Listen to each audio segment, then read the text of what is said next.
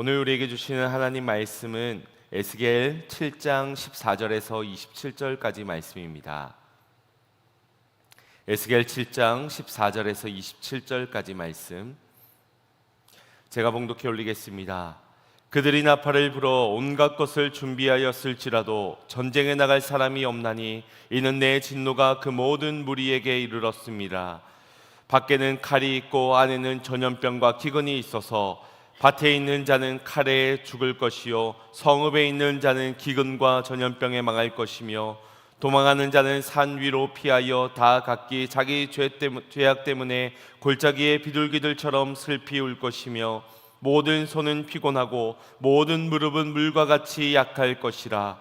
그들이 굵은 배로 허리를 묶을 것이요 두려움이 그들을 덮을 것이요 모든 얼굴에는 수치가 있고 모든 머리인 대머리가 될 것이며 그들이 그 은을 거리에 던지며 그 금을 오물같이 여기리니 이는 여호와 내가 진노를 내리는 날에 그들의 은과 금이 능히 그들을 건지지 못하며 능히 그 심령을 족하게 하거나 그 창자를 채우지 못하고 오직 죄악의 걸림돌이 되미로다.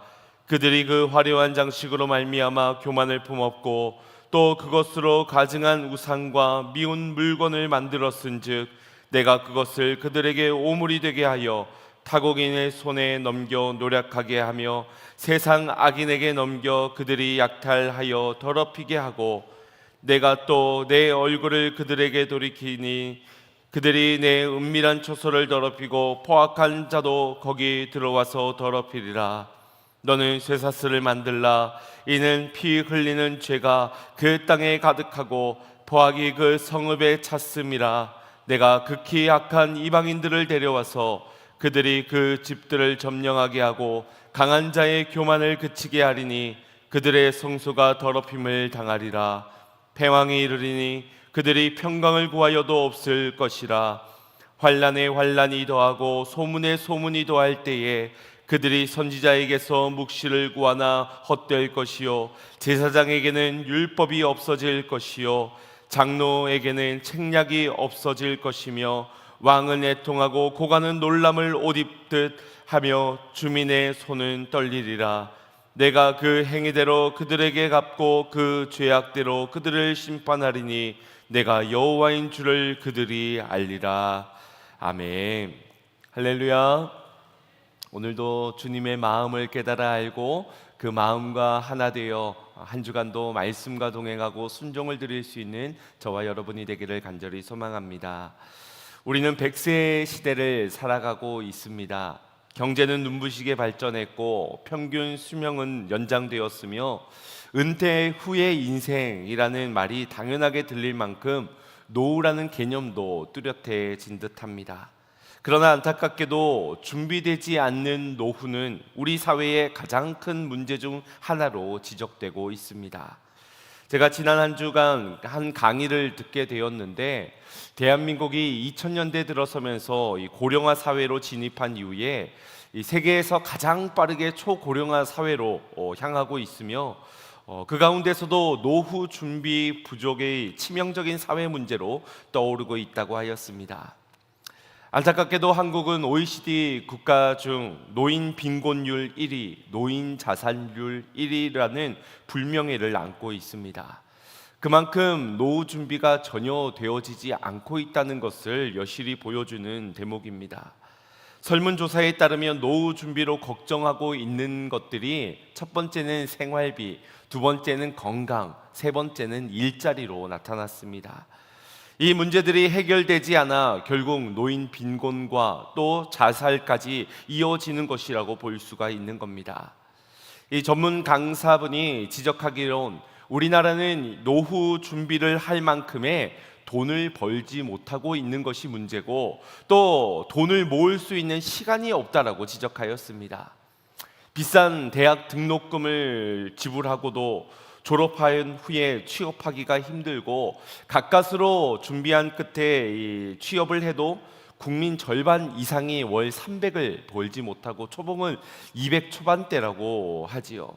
그것이 현실이다 보니 투자금 회수조차 쉽지 않은 상황이라고 합니다. 그러면서 우리나라는 자녀 교육에 대한 패러다임이 바뀌지 않으면 노후 준비가 되기가 힘들다라는 지적을 하였습니다. 공감이 되어지는 내용입니다. 이하의 내용을 생략하고 그래서 가장 좋은 것은 이 60세 넘은 퇴직자들이 좋은 일자리를 얻는 것이라고 하지만 대부분 그분들이 비정규직이나 일용직을 하게 되고 노후에 최소 한 달 생활비가 235만 원이 필요하다고 하는데 겨우 현실은 100만 원 미만을 버는 정도가 대다수라고 합니다. 그래서 이 장수가 축복이 아니라 저주가 되는 경우가 많은 것 같다라고 말하기도 하였습니다. 이는 한참 늦게 시작되어지는 우리나라의 노후 준비의 문제점을 꼽았습니다. 일본이나 미국 같은 경우에는 사회 초년에 직장을 들어갈 때나 아니면 대학 마지막 학기에 강의를 듣는 가운데 졸업생들을 대상으로 인생을 디자인할 수 있도록 연령별 인생 컨설팅을 제안한다고 합니다.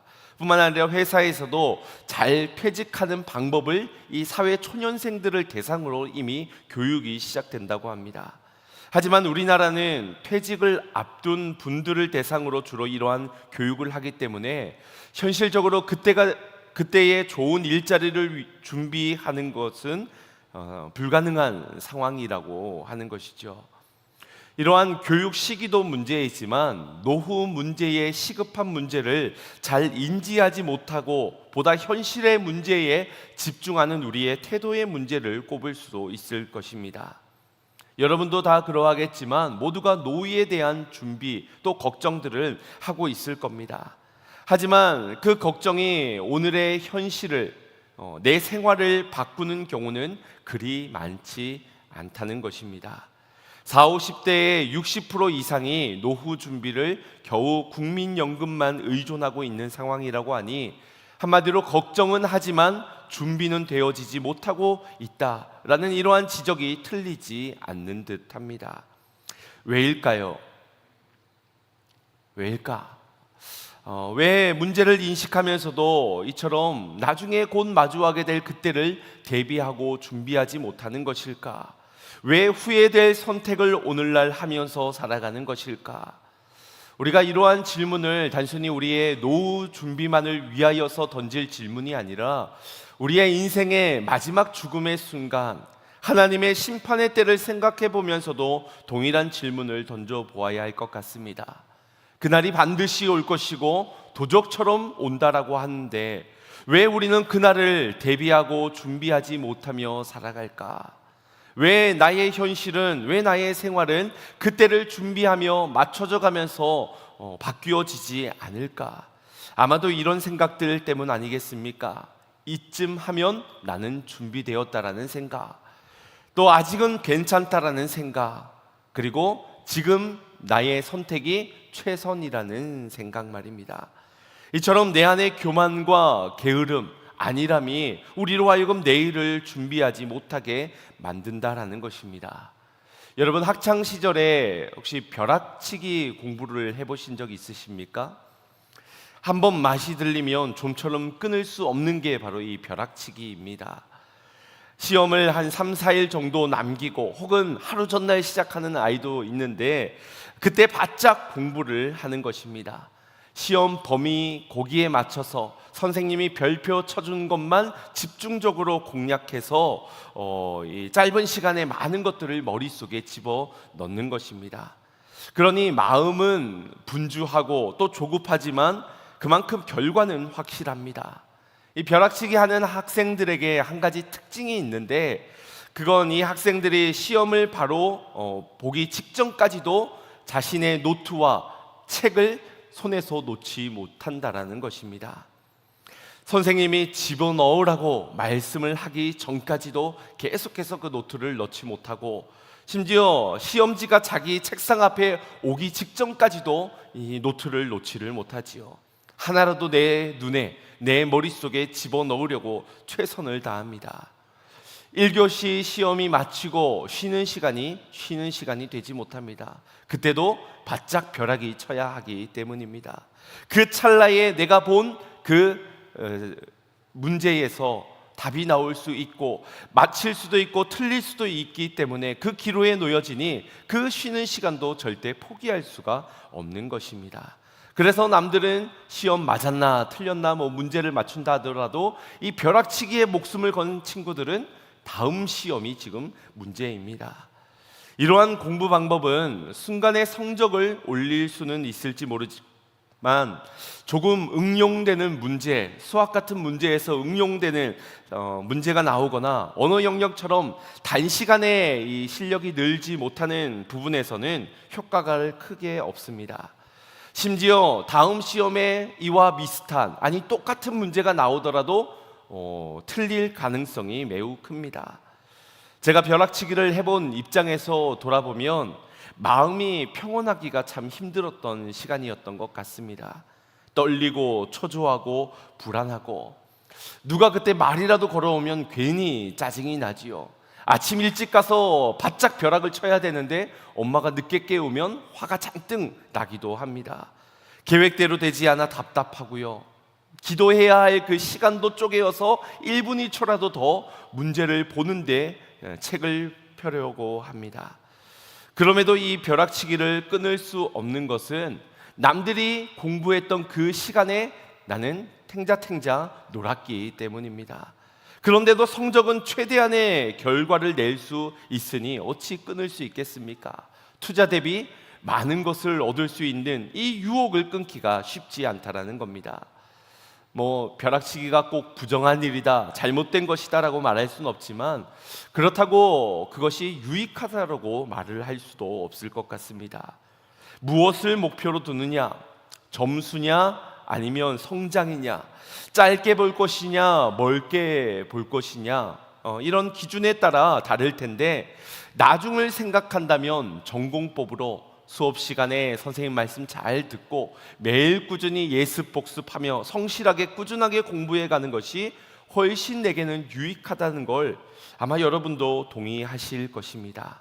문제는 알아도 그럼에도 벼락치기를 계속 한다라는 것입니다. 내 안에 교만함과 안일함, 게으름이 있기 때문입니다. 그런데 이것이 우리의 영적인 문제까지 영향을 끼치게 된다는 것이 가장 큰 문제인 것이지요. 오늘 말씀은 곧 하나님께서 심판을 받을 유다 백성들에게 에스겔 선지자를 보내시어 심판의 경고 메시지를 전하시는 말씀입니다. 이 경고의 메시지 속에 유다 백성이 받는 심판의 원인과 결과를 함께 전해주고 계시는데 하나님의 날이 가까이 왔지만 그들에겐 아무것도 대비되어지고 준비되어지지 못하였습니다. 그 이유는 명확했습니다. 바로 잘못된 것을 의지하고 있었기 때문입니다. 잘못된 것을 의지한 채 그것들로 준비를 하고 있다가 이 심판날에 속수무책으로 당할 수밖에 없었던 것이지요.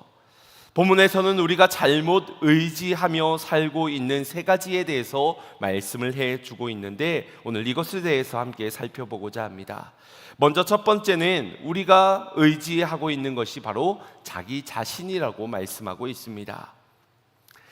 책 한 권을 읽은 사람이 가장 무섭다라는 말이 있지요. 자기 신념과 고집이 워낙 세서 다른 사람의 말을 전혀 듣지 않기 때문에 그렇습니다. 내게 가진 능력이 있고 또 경험이 있고 자기의 판단을 신뢰하다 보니 삶의 위기를 얼마든지 내 스스로 극복해낼 수 있다라는 생각을 가집니다. 이스라엘 백성들이 딱 그러했습니다. 그들은 하나님의 성전이 영원하리라는 믿음과 자신들의 신앙적 행위를 믿었습니다. 그리고 지금까지 반복해오던 수많은 전쟁 가운데서 이겨왔던 그 경험들이 축적되어져 있었습니다. 뿐만 아니라 외형적으로 보더라도 이 예루살렘은 높은 산지에 있고 거대한 성곽이 있고 그러니 어떤 적군이 쳐들어와도 절대 지지 않을 자신이 있었던 것입니다. 하지만 정작 그들의 마음은 하나님을 떠난 지가 오래되었지요. 그러니 그들이 믿고 있는 믿음, 그들이 가지고 있는 신뢰와 자신감, 이것은 하나님과는 동떨어진 자신들로부터 온 것이라 할 수 있습니다. 하나님과 멀어진 그들의 그릇된 믿음과 자신감, 그것이 예루살렘의 비극의 시작이 되고 만 것입니다. 오늘 본문 14절 말씀 합독해 보겠습니다. 시작. 그들이 나팔을 불어 온갖 것을 준비하였을지라도 전쟁에 나갈 사람이 없나니 이는 내 진노가 그 모든 무리에게 이르렀음이라. 아멘. 하나님의 때와 재앙이 임하는 그날, 하나님의 심판을 수행하는 적군들이 쳐들어오게 되고 이스라엘 백성들은 마치 예비한 듯 나팔을 붑니다. 나팔은 보통 전쟁에 나갈 때 사람들의 이 군사력을 끌어올리기 위해서, 혹은 사람들을 군집하기 위하여서, 더러는 긴급한 상황을 알릴 때 나팔을 불게 됩니다. 이 나팔이 있기 때문에, 나팔 부는 장수와 나팔 소리가 들려지기 때문에 캄캄한 밤에도 안심하고 잠을 자는 것입니다. 하지만 이것이 아무 소용이 없게 되었습니다. 정작 맞서 싸우려 나아가야 하는 사람이 하나도 없기 때문입니다. 삶의 위기는 나는 준비되었다, 내가 준비되었다라고 생각하는 그 순간에 찾아오게 됩니다. 나를 의지하는 삶은 결국 준비되지 못한 인생임을 모른 채 말입니다. 15절 말씀을 보시면 성읍 밖에는 적군의 칼이 공격을 해오고 있고 성읍 안에는 전염병과 기근이 퍼지고 있습니다. 하나님은 심판을 위해 적군을 보내셨고 또 전염병과 기근을 통하여 직접 심판을 하셨습니다. 그들을 향한 하나님의 진노가 이만큼 크다는 것을 알 수 있으면서도 동시에 그들이 의지하던 성이, 나팔이, 군사가 아무런 도움이 되지 못한다는 것을 깨닫게 하시는 것입니다. 그런데 절망과 후회가 예상되어지는 그 순간에도 이스라엘 백성들은 회개의 기도를 드리지 않습니다. 왜냐하면 여전히 자신들에겐 힘이 남아있기 때문에, 그래서 어떻게든 이 힘으로 해결할 수 있다고 믿었기 때문입니다.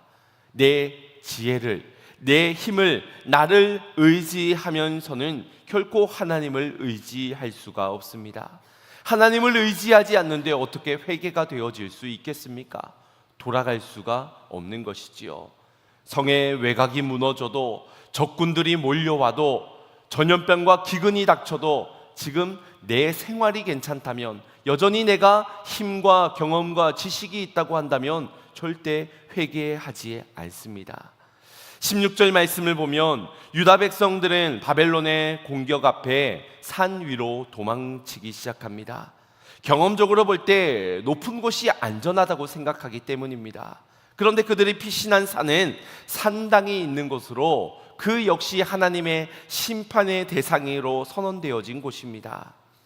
그곳에서 자기 죄악 때문에 비둘기처럼 슬피 울게 될 것이라고 말씀하고 있지요. 그 이유는 그 높은 곳에서 지금 무너지는 예루살렘을 바라보게 되기 때문입니다. 뿐만 아니라 적군들이 자신들을 향하여 몰려오고 있는 것을 보게 되니 두려움 때문에 눈물을 흘리게 되는 겁니다. 결코 그 눈물은 하나님 앞에서의 회개의 눈물이 아닌 것입니다. 그때까지도 전혀 주님을 의지하지 못하고 있기 때문입니다. 그들이 이러한 참담한 광경을 목격하게 될 것이라고 감히 상상이나 했겠습니까? 괜찮아, 잘 될 거야, 나는 할 수 있어. 아니요, 지금 그들에게 필요한 것은 긍정의 힘이 아니라 바로 믿음의 회개인 것입니다. 군인이 땀 흘려 훈련해야 할 때 땀을 흘리지 않으면 전투에서 피를 흘리게 되는 것처럼 영적인 일도 마찬가지입니다. 우리가 평안할 때, 하나님의 은혜가 있을 때 죄를 회개하며 울지 아니하면 심판의 날에 처량하게 슬피 울며 이를 갈 수밖에 없는 것입니다. 이는 그들이 범죄한 죄의 결과이기 때문에 누구를 탓할 수도 없고 또 임하는 심판을 피할 수도 없습니다. 그러니 우리의 인생의 승리를 원한다면, 정말 마지막 때에 피할 수 없는 그 심판의 날이 두렵다면 내 지혜와 명철을 내려놓고 철저히 하나님만을 의지해야 할 줄로 믿습니다. 나름의 계획과 철저한 생각과 판단, 우리의 모든 대비책들은 삶에 필요한 부분이지만 그것은 결코 의지해야 할 대상이 아님임을 기억하십시오. 기회가 있을 때 믿음을 준비하시고 더 늦기 전에 눈물로 참회의 기도를 드리며 회개하시기 바랍니다. 그리고 하나님께 돌아와 그분만을 의지하는 저와 여러분이 되기를 간절히 소망합니다. 두 번째로 우리가 의지하며 살게 되는 것은 바로 재물입니다. 노후를 준비하는 데도 그렇지만 전쟁을 대비하는 데 있어서도 이 은과 금을 가장 필요한 것으로 꼽습니다.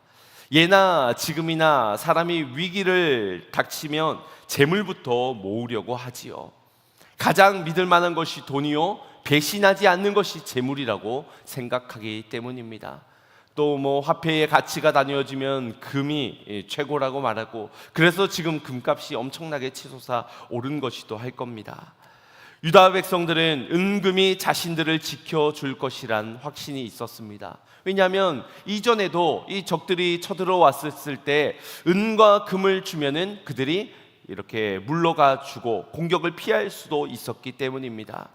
하지만 하나님의 심판 앞에선 결코 아무 소용이 없습니다. 은도 금도 하나님의 심판의 대상에 불과하기 때문입니다. 우리 19절 말씀 합독해 보겠습니다. 시작. 그들이 은금을 거리에 던지며 그 금을 오물같이 여기더니 이는 여호와 내가 진노를 내리는 날에 그들의 은과 금이 능히 그들을 건지지 못하며 능히 그 심령을 족하게 하거나 그 창자를 채우지 못하고 오직 죄악의 걸림돌이 됨이로다. 아멘. 그들이 아끼고 의지하던 보물이 어떻게 바뀌었다고요? 오물로 바뀌어지게 되었다고 말씀합니다. 심판의 날이 오면 무엇이 진정 가치 있는 것인지 비로소 드러나게 될 텐데 결코 세상의 은과 금이 보물이 되지 못한다는 것입니다. 아니, 오히려 그들이 소중하게 여겼던 은, 금이 오히려 그들을 걸려 넘어뜨리게 만드는, 죄악을 만드는 것, 죄악의 걸림돌이라고 말씀하십니다. 이는 스바냐 선지자가 선포했던 말씀과도 같습니다. 스바냐 1장 18절 말씀입니다. 시작.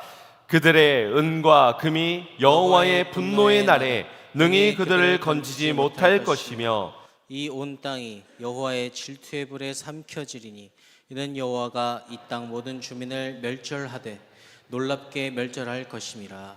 아멘. 재물이 축복이 되는 것보다는 우리의 삶에 저주로 자리 잡게 되는 그런 일들이 얼마나 많습니까?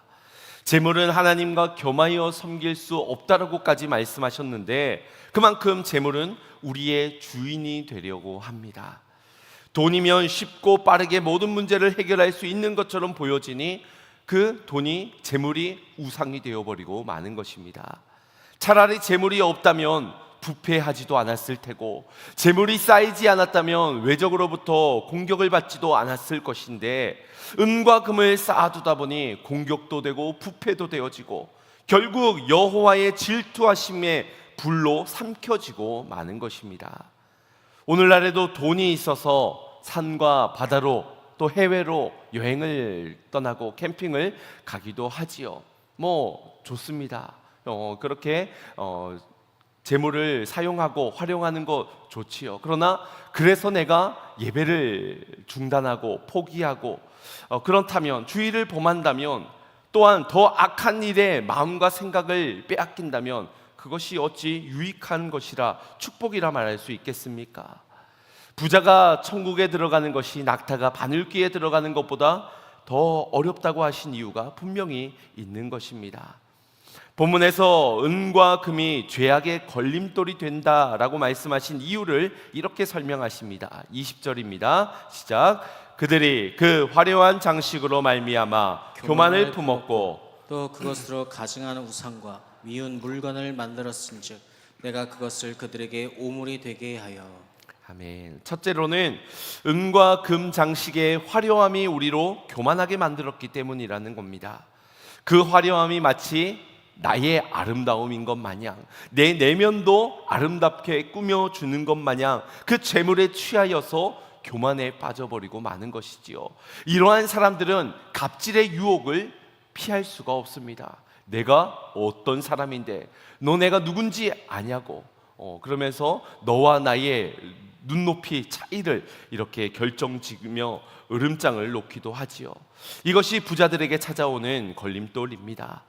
둘째는 은과 금으로 가증한 우상과 또 미운 물건을 만들었기 때문이다. 곧 우상을 만들었기 때문이라고 말씀합니다. 은과 금으로 우리는 교만해져서 내 자신이 더럽혀지고, 또 은과 금으로 우상을 만들어 하나님과 나의 관계를 더럽게 만드는 것입니다.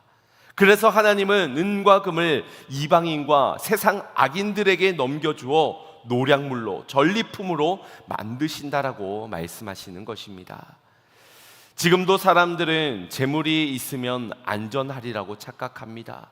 이렇게 말씀을 들어도 그래도 돈 한 번 원 없이 벌어봤으면 소원이 없겠다, 차라리 내가 위기를 당하는 게 낫지, 돈이라도 있었으면 좋겠다, 그런 마음이 있을지도 모릅니다. 여러분, 돈은 도구일 뿐이지 결코 우리의 의지의 대상도 사랑해야 대상도 아님임을 기억하십시오. 우리를 지키고 보호하시며 우리의 모든 필요를 아시고 공급하시는 이는 오직 하나님이심을 믿으시면서 그분만을 의지하는 저와 여러분이 되기를 간절히 소망합니다. 세 번째로 우리가 의지하는 것은 바로 사람입니다. 하나님의 진노의 대상은 은과 금만이 아니라, 그 유대 땅만이 아니라 바로 유다 백성들이었습니다. 그들이 피 흘리는 죄와 폭력으로 그 땅을 가득 채웠기 때문입니다. 그래서 23절 말씀에 보면 이스라엘 땅의 포악함과 강포가 가득하여 그들에게 명하길 쇠사슬을 만들라라는 명령을 내리십니다. 그리고 그들이 이방인들에게 포로로 잡혀갈 것을, 바벨론의 포로로 잡혀가게 될 것을 선언하십니다. 우리 26절 27절 말씀 합독하겠습니다. 시작. 환난에 환난이 더하고 소문에 소문이 더할 때에 그들이 선지자에게서 묵시를 구하나 헛될 것이며, 제사장에게는 율법이 없어질 것이요 장로에게는 책략이 없어질 것이며, 왕은 애통하고 고관은 놀람을 옷 입듯 하며 주민의 손은 떨리리라. 내가 그 행위대로 그들에게 갚고 그 죄악대로 그들을 심판하리니 내가 여호와인 줄 그들이 알리라. 아멘. 그 심판의 날에 백성들은 비로소 선지자를 찾습니다. 제사장과 같은 종교 지도자들을 찾고 장로와 왕과 또 고관들을 찾아갑니다. 그들에게 해결책을 제시해 주기를 바라고 의지해 보지만 그들 역시 공포에 사로잡혀 자기 자신조차 구원하지 못할 연약한 모습의 사람들에 불과했습니다. 선지자에게 묵시를 구하지만 답변을 얻을 수가 없고요, 또 종교 정치 지도자들에게도 나아가 보지만 적절한 책량을 지침을 내리지를 못합니다. 왕은 그저 애통에만 하고 있고 고관은 충격과 좌절에 낙심해 있으니 모든 사람들이 그저 무기력함에 빠져 있는 상태에 있습니다.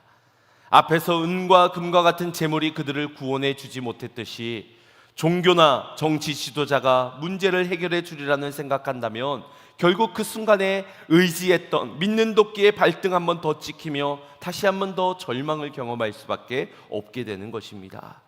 물론 우리에게는 사람이 필요합니다. 더불어 사는 삶에서 가족도, 동료도, 친구도, 때로는 지도자도, 리더도 필요한 법입니다. 그러나 그러한 사람들을 기대하는 순간 우리는 하나님을 잊게 될 것이며, 하나님을 잊게 될 때 우리의 인생은 방황 그 자체가 될 수밖에 없습니다. 인생의 방향을 잃어버릴 수밖에 없기 때문입니다. 사랑하는 성도 여러분, 우리가 의지하는 것이 곧 우리가 주인 삼은 것입니다. 자신의 능력을 의지하면 자신이 주인이 되고, 돈을 의지하면 돈이 주인이 되어 있는 것이고, 사람이 의지하면 사람이 주인인 것입니다. 입술로는 하나님을 주님이시라 고백하면서도 실제 삶에서 진짜 주인은 따로 있을지도 모릅니다. 이스라엘 백성들이 망한 이유는 단순히 죄악의 행위를 범하였기 때문만이 아닙니다. 그들이 하나님을 버리고 다른 것을 주인 삼고 의지하고 있었기 때문입니다.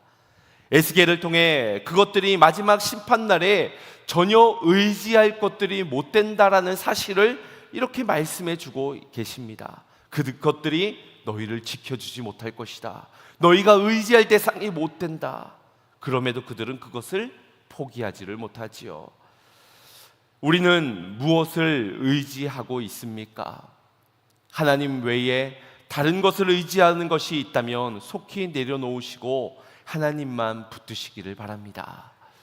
믿음의 조상 아브라함도 처음 그가 의지했던 것이 본토 친척 아비집이었습니다. 본토라는 익숙한 환경과 거기서 경험했던 여러 경험들이 하루를 1년을 평안하게 살게 하였을 것입니다. 정서적으로도 의지할 수 있는 친척들이 모여 있고 또 경제적으로 사회적으로 기반이 되었던 아비집을 의지하며 살던 이가 바로 아브라함이었던 것입니다. 하나님께서는 그런 아브라함을 찾아가 이 모든 것을 떠나야 한다 말씀을 주셨을 때 아브라함은 과감하게 그 모든 것을 뒤로하고 하나님의 말씀을 따라 떠났습니다. 그러나 한 번 떠났다고 해서 내가 의지했던 그 대상들이 사라지는 것은 아닙니다. 다시 말해 내가 의지하는 대상이 하나님이 되어지지는 않는다라는 것입니다. 아브라함은 여전히 의지하는 것들이 있었고 그것을 포기하지 못했으니 아브라함은 본토 친척 아비집을 떠나면서도 조카 롯을 데리고 떠납니다. 아버지도 함께 떠나게 되지요. 또 하란이라는 지역에 한동안 머물러 떠날 생각을 하지 않았고 또 가나안 땅에 도착을 하고서도 그곳에 기근이 닥치게 되니 애굽 땅으로 떠나져 버리고도 하였습니다. 하나님께 묻지도 않은 채 말입니다. 그저 내 생각, 내 판단, 내 경험대로 또 생존의 본능을 따라 움직이기 시작하였습니다. 뿐만 아니라 아내 사라를 자신의 누이라고 속이기도 하였고요. 또 이스마엘이라는 인간적인 방법으로 아들을 낳기도 하였습니다. 여러분, 이것이 바로 우리들의 모습입니다. 하나님을 주님이라 고백을 하면서도 여전히 내 안에 다른 것을 겸하여 의지하고 있는 모습 말입니다. 기도보다 계산이 앞서고 말씀보다 사람을 의지하려 하고 재물을 얻으면 안심하고 거기에서 평안을 느끼려고 하는 것이 우리들이지요. 주님께서는 오늘 우리에게 말씀하시는 것입니다. 떠나라. 그것들을 의지하지 말고 나를 의지하라고. 본토 친척 아비집을 떠나라고. 세상을, 지식을, 사람을 의지하지 말라고. 오직 주님만을 의지하라 하십니다. 그리고 여호와 이레의 하나님을 의지하여 이삭도 바칠 수 있는 믿음을 가지라 말씀하십니다. 사랑하는 성도 여러분, 우리의 왕은 오직 한 분 예수 그리스도이신 줄로 믿습니다. 우리를 위해 십자가에서 피 흘리시고 우리를 그 피값으로 사셨으니 우리의 주인은 다름 아닌 예수 그리스도 한 분뿐입니다. 우리가 예수님을 의지하고 복음 위에 서는 것만이 우리의 인생의 유일한 대비책이 될 것입니다. 그분만이 우리의 인생을, 그분만이 우리의 생명을, 우리의 미래를, 우리의 영혼을 책임져 주실 것입니다. 완전한 피난처는 그분밖에 없는 것이지요. 그분을 선택하시기를 바랍니다. 우리가 선택하는 것이 곧 우리가 의지하고 있는 것을 말하는 것입니다. 떠나지 않는다면 우리가 그곳을 의지하고 있는 것일 테고요. 우리가 변화되지 않고 있다면 우리의 옛 생각, 옛 구습, 옛 경험들, 지식들을 의지하고 있는 것일 겁니다. 돈을 손에서 하나님과 돈을 함께 부여잡고 있다면 그 선택이 곧 우리로 두 주인을 섬기는 자가 될 것이고, 내가 기도하며 하나님 앞에 눈물로 부르짖기보다 사람을 찾아 그분들의 칭찬과 격려를 원하고 거기에 낙심하기도 하고 거기에 또 기뻐하기도 한다면 그 선택이 곧 우리가 의지하고 있는 바를 결정하고 있는 것입니다. 모래 위에 집을 지으며 헛된 것을 의지하고 있다면 회개함으로 반석 위에 말씀 위에 집을 지으며 영원하신 주님만을 의지하는 저와 여러분이 되기를 간절히 소망합니다. 주님, 내가 이제껏 다른 것을 의지했습니다. 스스로를 믿었고 돈을 믿었고 사람들에게 기대를 하였습니다. 내가 잘못된 것을 의지해 왔으면서도 그것들로 배신을 당하고 실망하게 되면 절망하면서 환경을 탓하고 그렇게 사람들을 비난하고 원망하였습니다. 이제는 오직 주님만이 나의 주인이심을 고백드립니다. 내 인생에 의지할 분은 나의 피난처 대신 주님밖에 없습니다. 나의 도움이 어디서 올꼬 천지를 지으신 여호와께로소이다. 오늘 이러한 믿음의 고백을 드릴 수 있는 저와 여러분이 되기를 간절히 소망합니다. 나의 피난처는 오직 예수님이십니다. 나의 완벽한 완전한 피난처는 오직 예수 그리스도 한 분뿐이십니다. 날마다 이 믿음의 고백을 드리며 주님만 의지하는 모든 성도님들 되시기를 주님의 이름으로 축원드립니다. 우리 이 마음의 고백을 담아 함께 찬양하고 결단의 기도를 드리겠습니다. 나의 피난처 예수, 나의 피난처 예수 의지해요. 나의 피난처 예수 의지해요. 나의 가는 길에 거센 바람 몰아쳐와도 나의 피난처 예수 의지해요. 나는 영원히 주님, 나는 영원히 주님 사랑해요. 나는 영원히 주님 사랑해요. 세상 어떤 것도 나의 사랑 끊을 수 없네. 나는 영원히 주님 사랑. 아바 아버지, 아바 아버지, 나를 사랑하시니 나의 모든 것 주께 드려요. 아바 아버지, 내가 여기 있으니 주의 영광 위하여. 다시 한번 더 고백합시다. 나의 피난처 예수, 나의 피난처 예수 의지해요. 나의 피난처 예수 의지해요. 나의 가는 길에, 나의 가는 길에 거센 바람 몰아쳐와도 나의 피난처 예수 의지해요. 믿음으로 고백합니다. 나는 영원히, 나는 영원히 주님 사랑해요.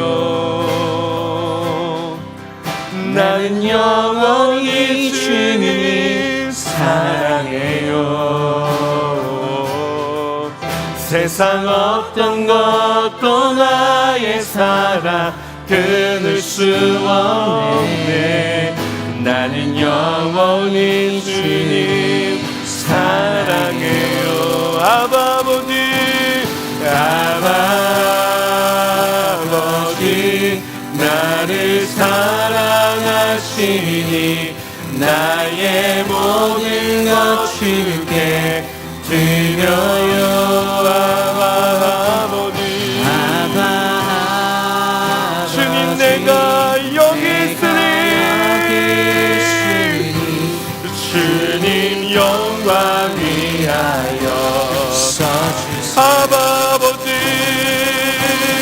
아바 아버지, 나를 사랑하시니 나의 모든 것 주께 드려요.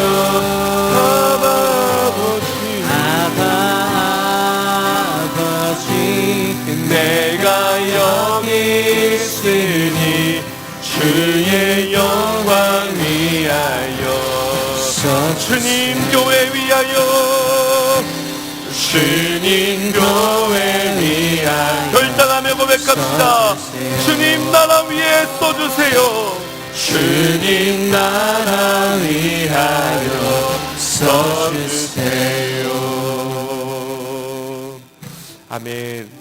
여러분, 우리가 세상을 살아가면서 우리가 지혜라고 여기고 있는 것은 무엇입니까?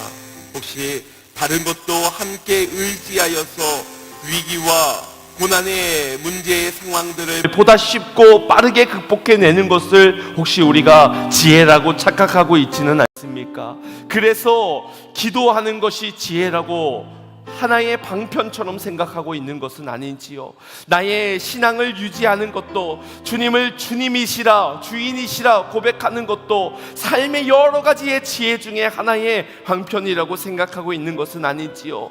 본토 친척 아비집을 떠나지도 않은 채, 떠나고서도 여전히 내 생각 속에 사로잡혀 인간적인 방법을 의지하며 애굽을 선택하고 거짓을 말하였던 우리의 인생도 동일한 하나님만을 의지하는 신앙이 아니지는 않았는지요.